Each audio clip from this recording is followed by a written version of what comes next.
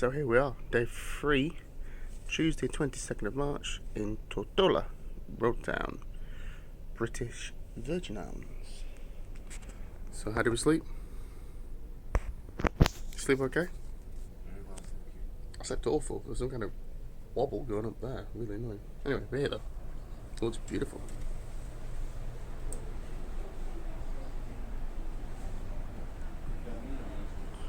Part next to the Disney Fantasy? I can't remember what it's called. We'll look into that. There's lovely boats.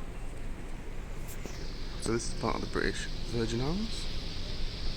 And what we're going to do is actually get off today and just explore the local area. We have had a bit of issues with mobility recently. So what I'm going to try and do in this sequence of videos is cover what you can do by not booking a major excursion or paying for a taxi. Is there anything worth getting off the boat to go and visit and see, and how do you get there, and how is it? So let's get some food down us and start to enjoy day number 3. Here we are, heading to the buffet. It's not bad, I'm doing alright. So as you saw as we pulled up today, we're next to the Disney ship. You never catch me on one of those Mickey Mouse cruises. Get it? Get it? Get it? Mickey Mouse? No, never mind. Buffet. Not terribly sure why I picked this epic combination, but the view is very nice. So we're in the island buffet. Not my favourite at night. I think it's a bit dingy, but for breakfast, that's alright. Pick what you want. Where you go. Right, time to enjoy. Oh look! Cool. How cool. So just before we set off, we're going to grab a coffee at the coffee port and then check in on our adventures as we set out. It's just started raining, so quick coffee break, hot chocolate break to be exact, will be most needed. So we will get on our journey soon after our morning Red Bull. Now the sun's come out, the rain stopped, the sun's out, so quick quiz, trivia as I call it, and off we go, exploring port. So one more option for the dining is the island buffet, which we went to this morning, but there's a slightly quirk on this particular ship which I've not seen on many other ships. It is a pretty, let me take a picture of that. It's a very pretty boat, vessel, ship, whatever it's called. This place here, so this is part of the island buffet, so as you can see you can still get, everything's burning. You can get soft scoop ice cream from here from 3 o'clock, or you can get tea and coffee, and then you just go into the buffet and come back out and you can sit under here, which is nice and undercover, and enjoy your food. So when the buffet opened, this place is open, and once again we're talking about division of how it feels to be in certain places. So if we're in the snack bar, snack shack, it feels completely different to eating here. If we're eating here, it feels completely different to the glass house. If we're eating in the normal restaurant, it feels completely different than eating somewhere else. So the division of the places is really, really good. That was one thing I didn't like about the Explorer. And the Britannia, everywhere seemed to feel very, very, very similar. The Allure does it miles better. They know how to divide stuff, and just like this. So we can have our lunch or breakfast there, we can have a snack over there, and then we could have like pool time here, and then we could have pool time in the glass house, or we could have food in the glass house, and all the venues look completely different vibes. Not massive like a Royal Caribbean brand new ship, but definitely a difference, as opposed to like on the Britannia especially. We're in the bar, what's it called? It's named after his son, Rovies or something like that, I can't remember. Right in the comments below, I know I've got it wrong. But literally, you could be in there or you could be in the other bar, and it's like very, very similar. And the same with the Explorer. I know the live room or live lounge was slightly different, decorated different than the Squid and Anchor, but it wasn't dramatic. At least this live lounge is like black, and the squid's the squid colour, like that panel wood. Nothing like a traditional bar. Same with that one. Says this is more like a traditional British pub. You're like, neither look like a traditional British pub. If you want a traditional British pub, go ironically on the lower seas, and it looks like a traditional British pub.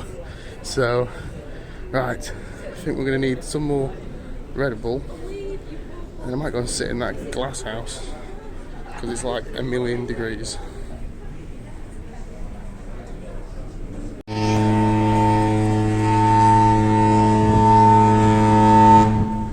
Well, we're all getting off the ship now. I presume that was a test. No one said it was a test. So, So, we're getting off board. This is where we are stopping on the Marella Explorer, the Discovery, and that's our cabin there, right at the top in the middle. Lovely suite, very nice. But here we are, British Virgin Islands. How far can you get on foot without having a junior heart attack? Weather's improved massively since arriving this morning. This is one of those days where it's overcast and there's a good chance you're going to get horrendously sunburned. I'm even demasked, showing off the gorgeous but terrible beard as well. But let's see how we get on. So let's see what shops are nearby. Definitely a lovely ship, the Disney one. So I believe we're going to have a bit of a horn off on the way out. So the Disney one plays all the horns of the Disney songs, and our guy is going to try and do some songs with just the normal. But the weather, the sea, it's beautiful. Enjoying it so far? Excellent. So as you come off and you go through that forged entrance, there's some shops selling various alcohol and knick-knacks, authentic products. There's a bar, free samples, and then we walk into like, someone said the main street, but it's a sheep street of shopping places. There's an ATM, some restrooms. They're kind of like your typical kind of port shops. Oh, hey up! Oh my God, there's a Croc shop. The Croc shop. There's a Croc shop. Yeah, so there you go. You got a Croc shop. Some various other jewelry outlets. Some clothes. The sun is like scorchio. It's fantastic. And we've got some bars just coming up as well. So just a little jolt off the ship, even if you can't walk very far. I know it's like a commercial place and not authentic, but at least you got off and you can take some beautiful pictures of the harbour and you'll really enjoy yourself. So if you do get a chance, even if you get this far, get off and enjoy yourself. So as you leave that part, then you're like more into like more natural surroundings. Lots of people trying to entice you into taxis, entice you into tours, obviously of which is make your own decision. Just always remember to get back in time for the boat, because he won't wait, he will go, and then you will have to end up living here for the rest of your life, possibly, or maybe you could catch the boat up. Either way, and it's not, I think, a worse place to live. It's absolutely gorgeous. So we're just going to walk a little bit further. I think there's a supermarket around the corner. I don't need anything, but just to see how far we get. There is though, everywhere. Lots of cockerels. So it's cool. And there's the boats. So on we go. So we just reached the end of that street coming out of port. Looking down here, looks like there's possibly a little market. Or maybe a localised market, probably for tourists and also, but still better than buying big shops. And the opposite way, apparently there's a supermarket and there's like an Apple, it's not an Apple shop, but I presume they sell technology and that kind of stuff in there. But until then, I'm just going to sit under this tree because I think there's a good possibility my entire body is going to burn to death. Now I've got ginger beard, you see, I've got lighter skin, but I'm enjoying it so far. Beautiful.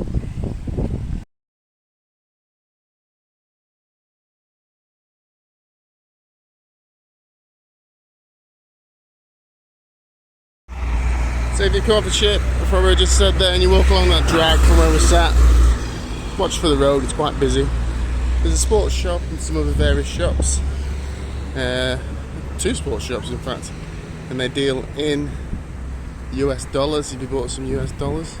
We're just going to walk a bit further up, then we'll probably loop back round, see what that market was like down there, then back to the ship. That's probably about as far as we're going to get. My dad, because he has a bit of a condition for walking. But this is the whole idea, this little kind of different than normal review. If you can get off, I do recommend getting off and seeing the sights and the sounds, because it's always worth travelling and exploring, expanding your mind. And the place is beautiful, the locals seem really nice, and it's been really good so far. So just before we get to the street, there's a couple more. There's like I'd say a department store. It's a shop that sells loads of various stuff. Clothing shop.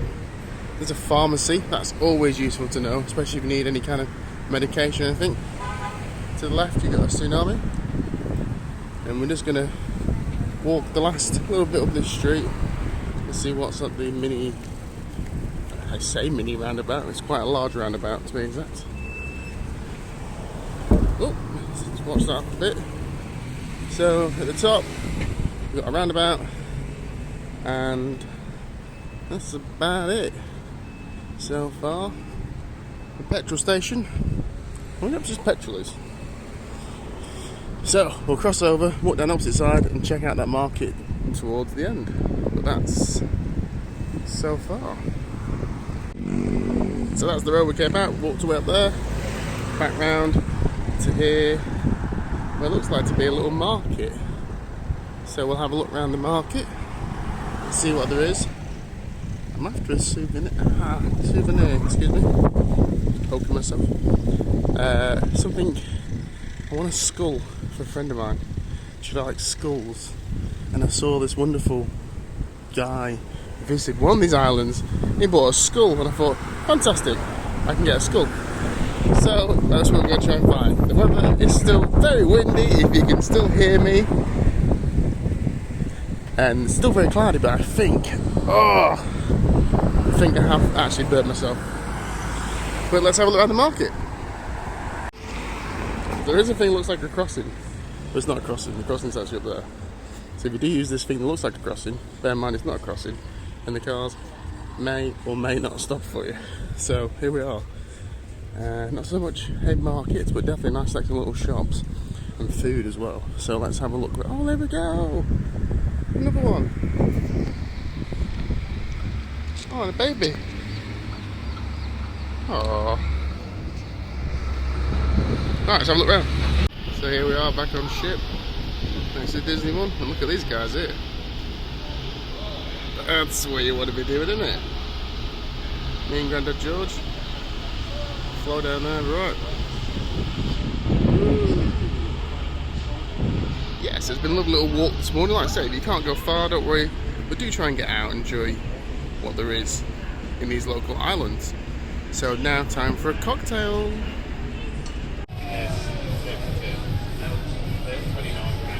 Woo!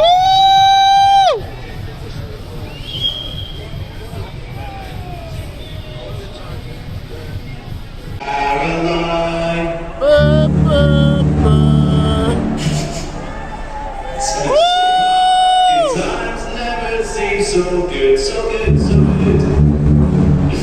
Sweet Caroline. Right, well, we'll end it there.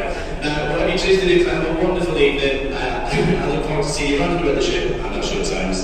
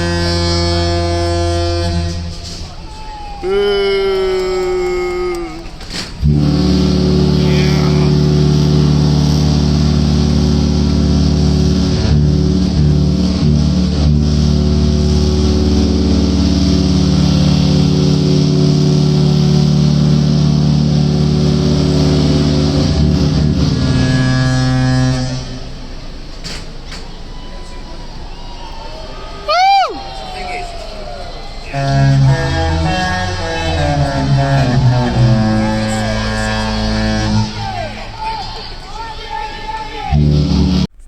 we're currently on the Marella Discovery, which looks like that, and we're there, which looks like that.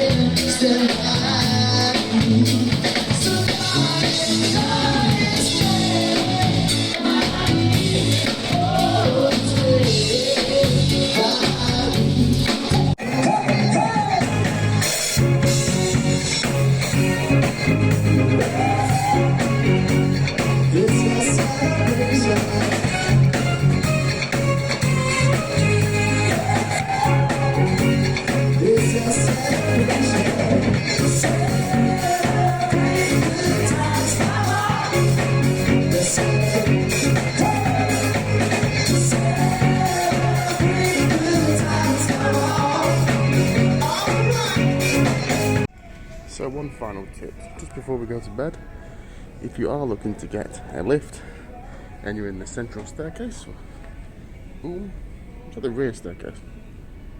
Any staircase better? I think there's only 2 staircases. There is 1, 2. Let's call it the central one. And you want a lift? You've got 2 lifts there, 2 lifts there, and 2 lifts here. These 2 lifts are linked up, and then those lifts are linked up as well. If you want to get one, there's some buttons just here, and that will activate all 4 lifts. So you can look where you want to go and press I want to go up or down. We'll go up in our case. We'll activate all the lifts so you can get yourself up. There you go, little tip. And here's the lift. Off we go. Well, that concludes our 3rd day. Now is it? 3 days. And we enjoyed the karaoke and the game show at the Squid and Anchor. But today, or now, it's time to head home to sleep. It's been a good day. Bit of walking, bit of fun, bit of everything. So we're going to walk through the nice quiet shops and home. And we'll catch you tomorrow. Bye for now. It's me. Bye.